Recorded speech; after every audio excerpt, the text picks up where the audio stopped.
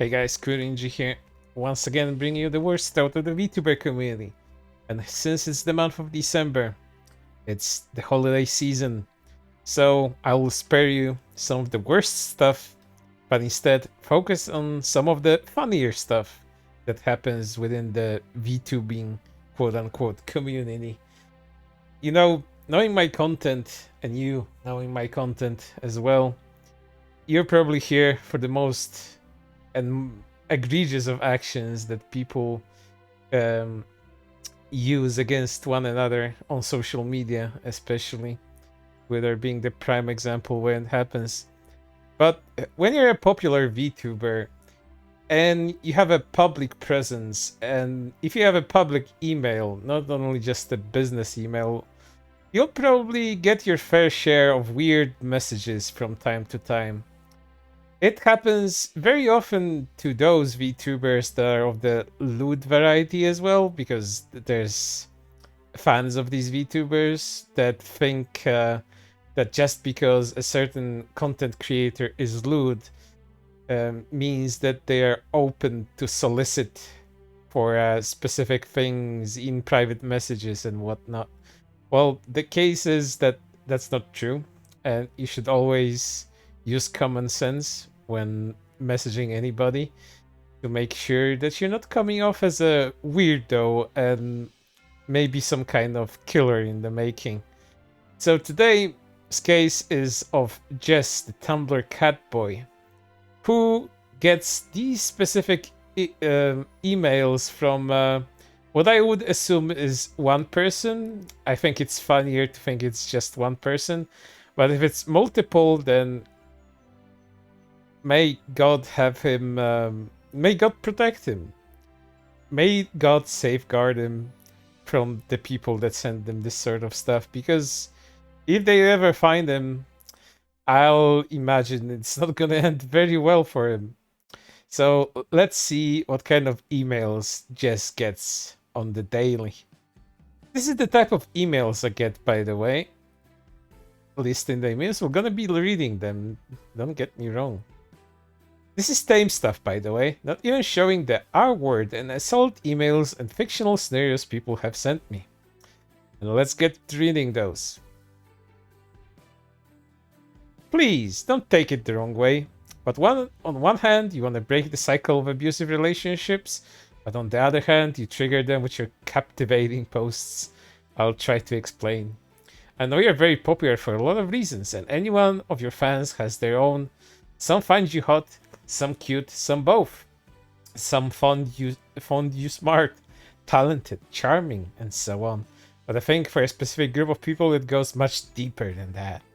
A combination of your kinks along with your authentic, I like how that's spelled, vulnerability, tenderness, passion, desperate longing, and tendency for self-destruction is so similar to mine that it hit me so hard, and I consider myself cured.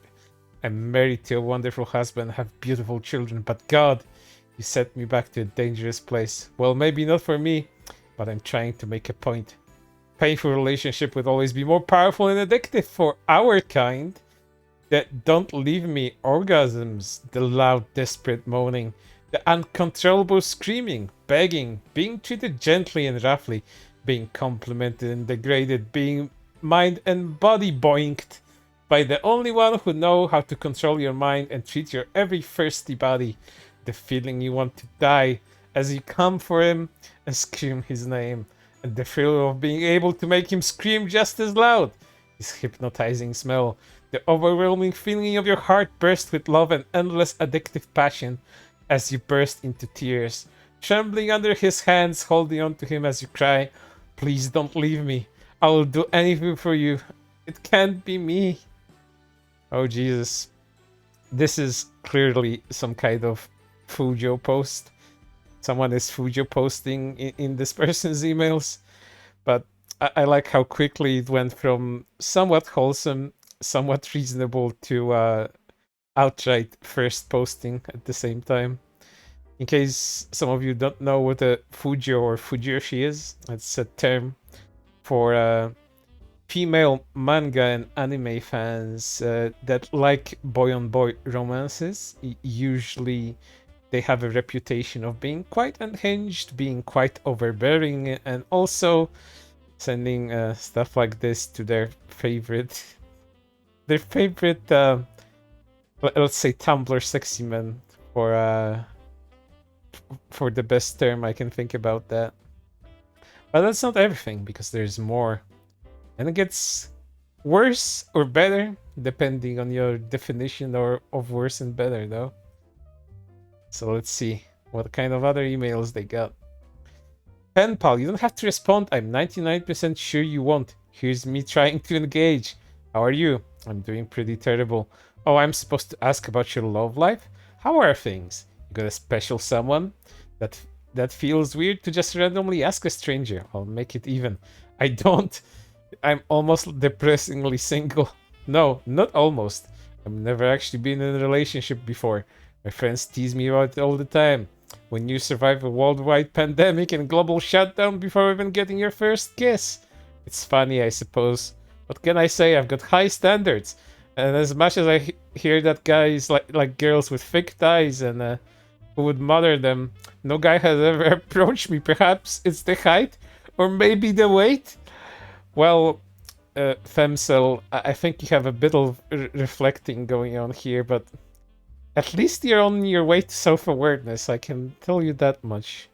So maybe work here on yourself, and by working on yourself, I don't just mean change your appearance, because maybe you're fine with your appearance. Maybe the mates you're trying to attract aren't fine with that, but if you showed them the emails that you sent to your favorite VTubers, I'm quite sure they would avoid you. Like you would be the flyover state. That's how badly they would avoid you. But it continues and it gets worse. Anywho, before that gets too depressing, too late. I'm also supposed to ask you about your job. Again, I have no idea who you are, so if this ends up turning into a ghost face kind of thing, oh well, that would kind of be fun. Ghost face was hot.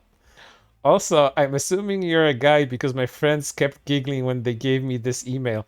And they're making me ask this, are you cute?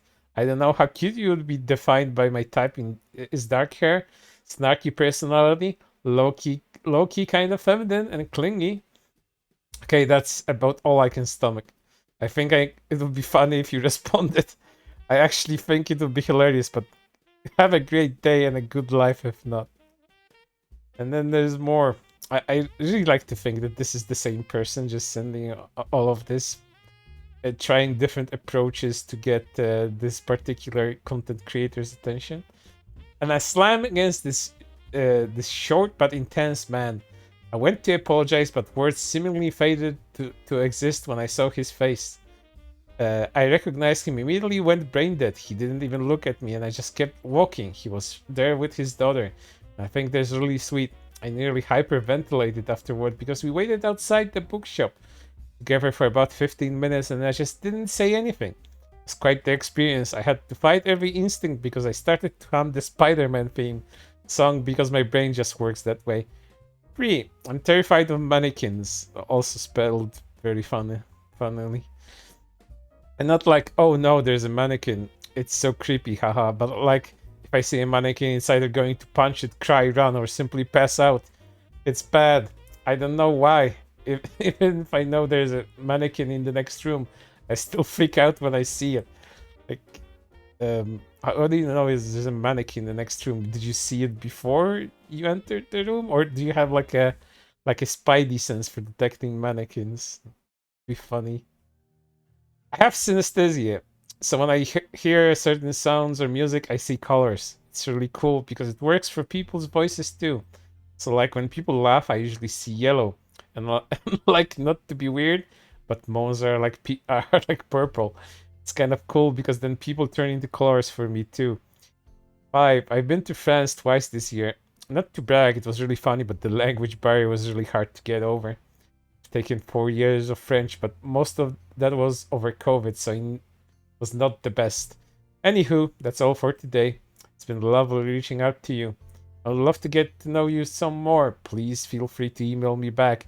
You can have a little pen pal buddy system. It will be fun. Leslie.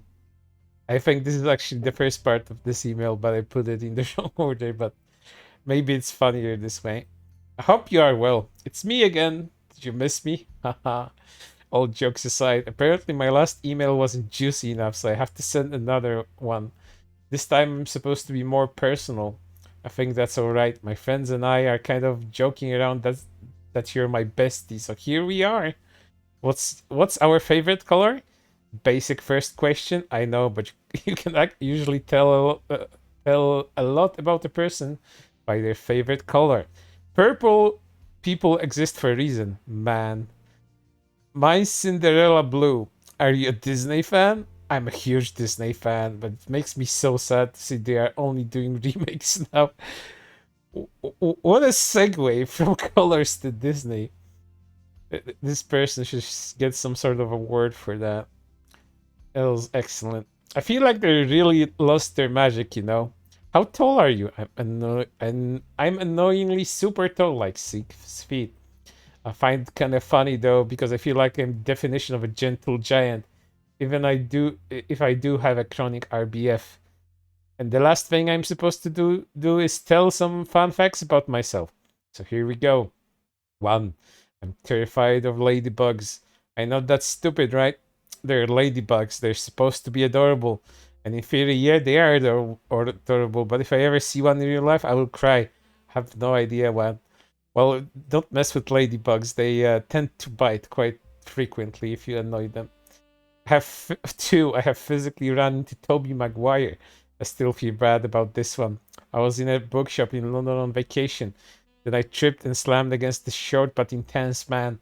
I went to apologize, but words seemingly faded to exist when I saw his face. And yeah, that's the first part of that other email. So, in short, dear viewers, if you ever find yourself being like this, reflect on yourself just a little bit, because it seems that this person didn't even know this particular VTuber, but that's even worse in my mind because you're sending all of this to like a perfect stranger. You don't know what they're on about. You don't know what they look like. You don't know what kind of content they create. You're just kind of coming off extremely way too strong. Like, if there's a good comparison, you're like a bull in a china shop, or maybe like the Hulk in a china shop. That's probably a more fitting description of how distractive you are to your own perception and how this person perceives you. Considering they put you on blast here in the Twitter post, I think you really should think about how you compose these emails and just don't do it next time. If you want to be a fan, put some distance between yourself and this particular person that you like, because otherwise you will just come off as as this weirdo that wants probably eat this person's liver with a side of Chianti and maybe some onions on the side as well. But yeah, don't be like this. Be better. But for right now, it's everything. Hope to see you on the next one.